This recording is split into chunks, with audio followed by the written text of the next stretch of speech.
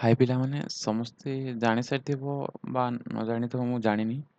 ତ 2-3 ଦିନ ଆଗ ଆସି ସାରିଛି ଯେ ହାୟର ଏଜୁକେସନ୍ ଡିପାର୍ଟମେଣ୍ଟ ଥ୍ରୁରୁ ଯିଏ ଆପଣମାନଙ୍କ ପାଇଁ ଖୁସି ଖବର ଯେ ଯେଉଁମାନେ ବି ଲ୍ୟାପଟପ୍ ପାଇଛନ୍ତି ବା ଲିଷ୍ଟ ଦେଖିନାହାନ୍ତି ସେମାନେ ହାୟର ଏଜୁକେସନ୍ ଡିପାର୍ଟମେଣ୍ଟ ବା ଷ୍ଟେଟ୍ ସ୍କଲାରସିପ୍ ପୋର୍ଟାଲ୍ ଥ୍ରୁରୁ ତୁମେମାନଙ୍କର ଲିଷ୍ଟ ଦେଖିପାରିବ।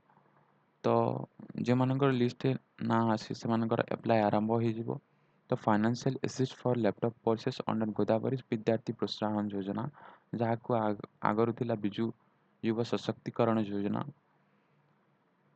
ଏବଂ ଏଠିରେ ଆପ୍ଲାଏ ଡେଟ୍ ଆରମ୍ଭ ହୋଇଯାଇଛି 1 ତାରିଖରୁ ଏବଂ ଏହା 27 ତାରିଖ ପର୍ଯ୍ୟନ୍ତ ରହିବ। ଅର୍ଥାତ୍ ତୁମମାନଙ୍କ ପାଖରେ ମୋଟାମୋଟି ଭାବରେ 20 ଦିନ ସମୟ ଅଛି।